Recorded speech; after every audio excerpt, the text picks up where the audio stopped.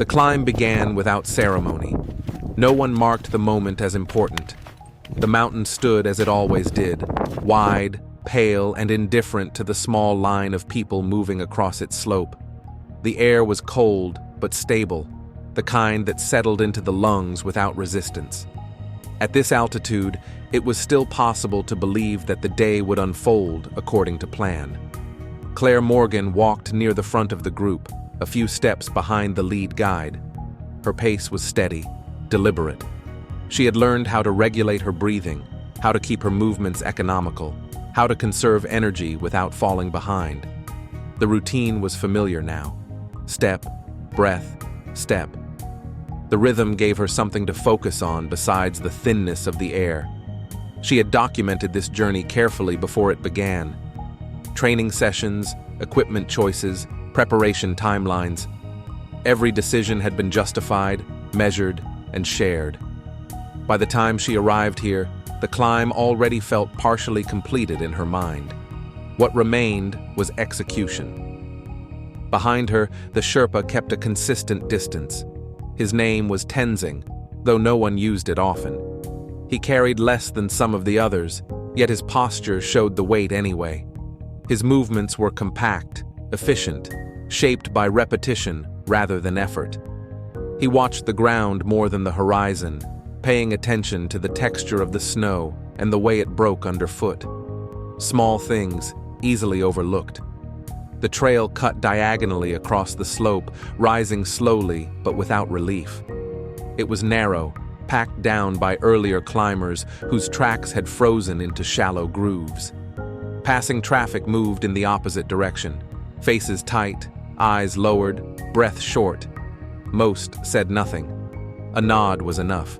Conversation felt unnecessary, even wasteful, this high up. Claire stopped once to adjust the strap of her pack. The pause was brief.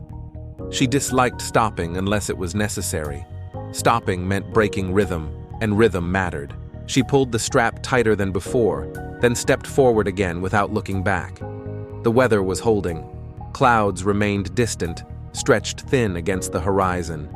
The wind moved across the ridge in short bursts, strong enough to be felt but not yet punishing. It was easy to read this as a good sign. Easy to believe the window would last. Tenzing slowed slightly as the group continued upward. Not enough to draw attention, just enough to change the spacing. His breathing had not changed, but his gaze lingered longer on the slope ahead.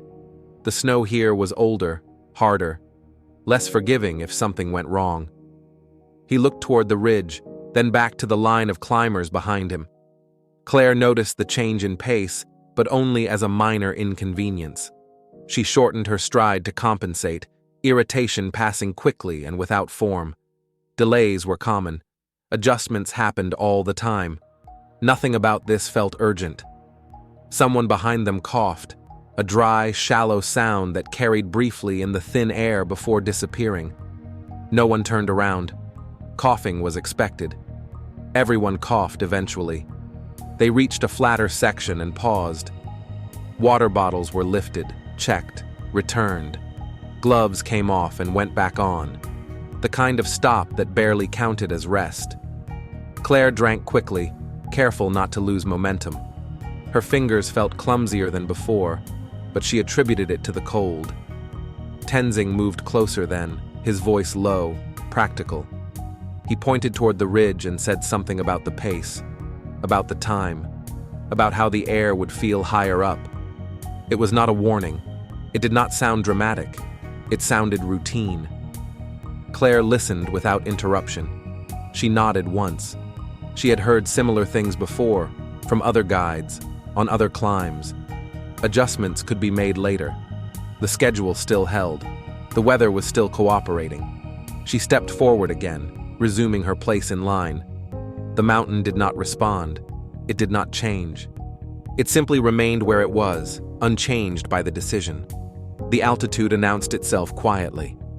There was no sharp moment when it became a problem, no single breath that failed. Instead, the air began to thin in ways that were easy to dismiss. Movements took slightly longer to complete. Pauses between steps stretched without intention. The climb continued, but it required more attention than before. Claire noticed it first in her hands. Simple tasks demanded concentration. Adjusting a strap took 2 attempts instead of 1. Closing a zipper required looking directly at it. She flexed her fingers inside her gloves, waiting for the stiffness to pass. It did not concern her. Cold did that. Everyone knew it. The slope narrowed as they gained height. The trail was still visible, but the margin for error had thinned. A misplaced step would not send someone falling far, but far enough. The kind of distance that turned minor mistakes into time-consuming ones. Time mattered more now than it had earlier. Breathing became louder, not labored, but present. The sound of it carried inside the hood of her jacket, steady but heavier than before. Claire counted steps again, returning to the rhythm she trusted. 10 steps. Pause. 10 more. The system worked. It always had. Tenzing walked closer than before. Not beside her, but near enough that she could hear him when he spoke. He asked how she felt. The question was direct, neutral. She answered without hesitation. Fine. Tired, but fine. He nodded and did not press further. Behind them, the group compressed slightly. Someone stopped to drink. Someone else adjusted their mask. The pauses stacked on top of each other, small delays that accumulated without anyone naming them as such. No one suggested turning back. There was nothing to turn back from yet. The weather remained unchanged. Clouds still held their distance. The wind stayed consistent, firm, but predictable. It would have been easier if the environment had offered a clear warning: darkening skies, sudden cold, something obvious enough to demand a response. Instead, everything looked manageable. Claire's headache arrived gradually, a dull pressure behind the eyes. She blinked hard, waiting for it to fade. Headaches were common at this height. She had read enough to know that. She slowed her pace slightly, unconsciously compensating. The group adjusted around her without comment. Tenzing watched the adjustment. He said nothing, but his steps shortened in response. He checked his watch, then the slope ahead. The calculation was simple, though the variables were not. Time, distance, oxygen, people. None of them could be isolated from the others. They reached another brief plateau. The group stopped again, longer this time. The pause was practical rather than restful. Bottles came out. Energy bars were unwrapped with stiff fingers. The sound of plastic tearing felt louder than it should have been. Claire drank more than before, forcing herself to swallow despite the dryness in her throat. She noticed then that her appetite was gone. The bar sat heavy in her hand, unappealing. She took a bite anyway, chewing slowly, deliberately. Nutrition mattered, even when it felt unnecessary, especially then. Conversation did not resume when they started moving again. It had faded naturally, replaced by the internal focus that altitude demanded. Each person retreated into their own calculations: how far to the next marker, how the body felt, how much energy remained. Claire's breathing became uneven, not alarming, but inconsistent. She shortened her pauses, worried that stopping too long would make restarting harder. The thought passed through her mind without attaching itself to fear. This was how adaptation worked. The body learned. It always did. Tenzing moved ahead briefly, checking the trail. He returned and spoke quietly to the lead guide. Claire could not hear the words, only the tone. Calm, measured, not urgent. The guide nodded and looked back toward the group, assessing. Someone coughed again, sharper this time. Another climber stopped longer than planned, bent slightly at the waist, hands on knees. No one reacted immediately. Waiting was often better than intervening too quickly. They had learned that on earlier days. Claire felt lightheaded when she resumed walking. The sensation passed after a few steps, leaving behind a faint sense of imbalance. She corrected her posture, focusing on her footing. Snow, ice, the edge of the trail. She placed each step carefully, aware that her margin for error was shrinking. Tenzing slowed again. This time the change was noticeable. The spacing between climbers widened, then tightened. The group's rhythm faltered, not enough to stop them, but enough to make the movement feel less certain. No one spoke. There was nothing to say yet. The mountain remained unchanged. The path continued upward, indifferent to the adjustments being made upon it. The climb had not failed, but it had begun to demand more than it had earlier. The decision did not arrive as a single moment. It formed slowly, shaped by pauses, glances, and small changes in behavior that were difficult to name. The group continued upward, but the sense of progression had weakened. Distance no longer translated cleanly into progress. Each section of the trail felt heavier than the last. Claire noticed that she was lagging without intending to. Her steps shortened again. The pauses between them grew less predictable. When she stopped, it took longer to start moving. The rhythm she had relied on earlier no longer held. She was aware of it, but awareness did not correct it. Tenzing watched this from behind. He did not speak immediately. He counted instead. Steps, breaths, the length of each pause. He had seen this pattern before, though never in exactly the same way. It was not dramatic. It rarely was. At the next narrow section, the group stopped. Not because anyone said to, but because stopping became unavoidable. One by one, they gathered near a shallow outcrop where the slope eased slightly. Packs were lowered but not removed. No one sat down. Sitting made standing up harder. Claire leaned forward, hands resting on her thighs. Her breathing was shallow now, quick and inefficient. She waited for it to settle. It did not. The pressure behind her eyes had intensified, spreading downward into her temples. She closed them briefly, then opened them again, disoriented by the brightness of the snow. The lead guide spoke first. He asked how she felt. The question was practical, not emotional. Claire answered after a pause that felt longer than she intended. She said she was tired. She said it was manageable. The words sounded thinner than she expected. Tenzing stepped closer. He crouched slightly so he was at eye level, careful not to crowd her. He asked fewer questions. How long since she last drank? Whether she felt dizzy when standing? Whether the headache was sharp or dull? Claire answered each one, concentrating to keep her voice steady. The guide checked his watch again. The calculation returned. Time, distance, weather, oxygen, the group. None of the numbers were alarming on their own. Together, they were less forgiving. Turning back was mentioned without ceremony. It was not framed as failure or danger, just an option, one of several. The words settled into the space between them and waited. Claire looked up the slope. The ridge was closer now, visible in clear detail. It felt wrong to consider stopping here after coming this far. She had adjusted before. She could adjust again. She said as much, quietly. No one contradicted her. No one agreed either. Tenzing remained silent. His gaze moved between Claire and the trail ahead.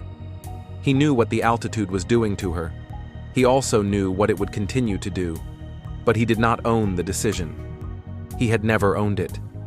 Responsibility was shared unevenly, but never clearly.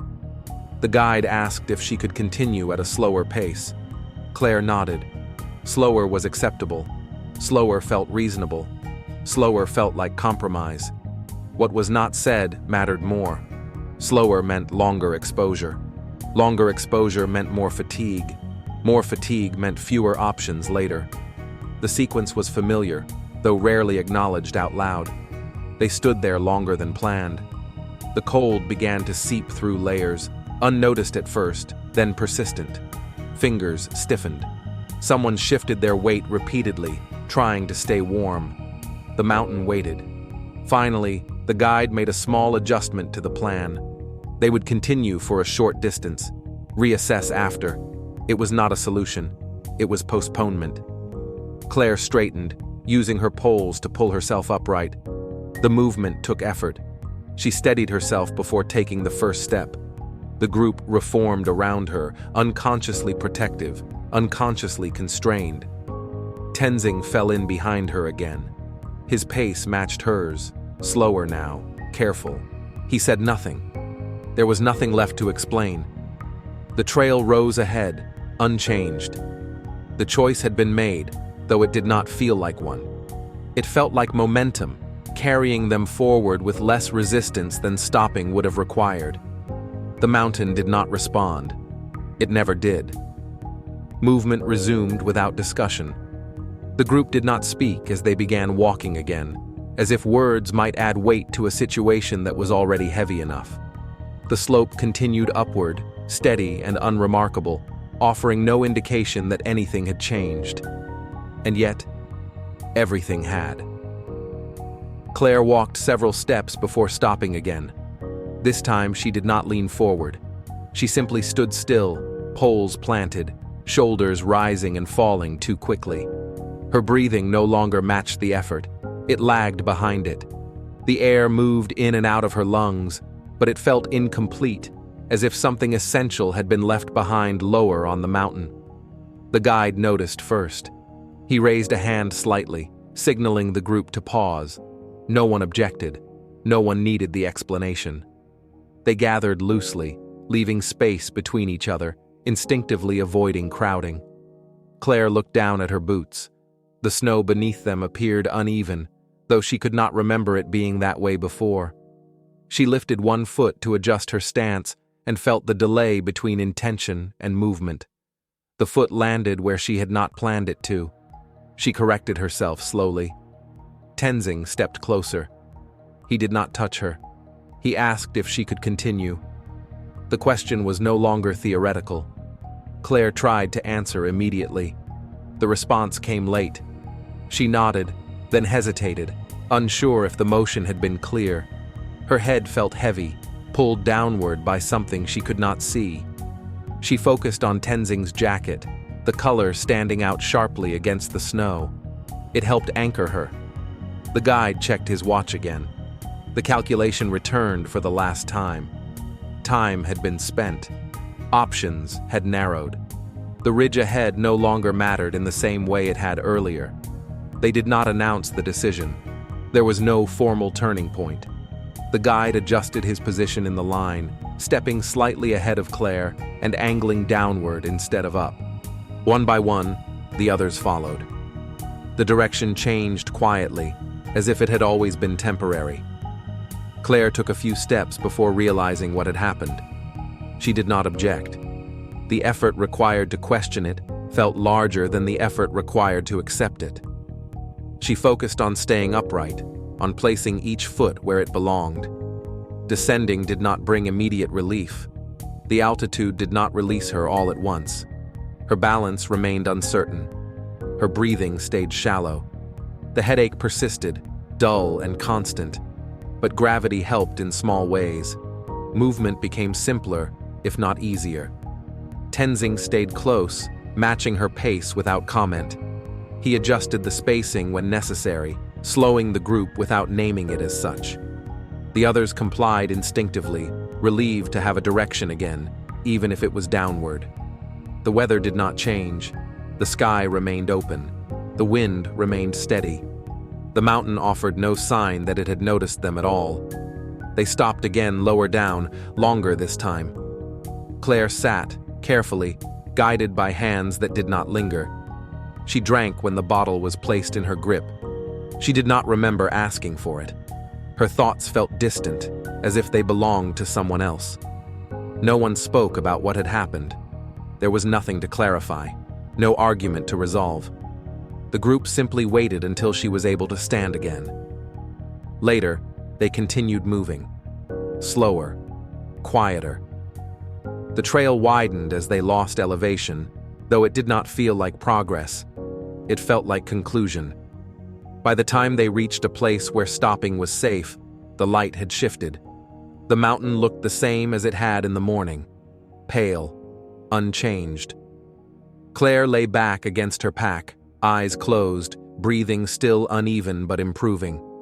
No one watched her closely now. The urgency had passed. What remained was exhaustion and the knowledge that something irreversible had occurred, not in the mountain, but in the space between decision and consequence. The mountain did not offer judgment. It never had.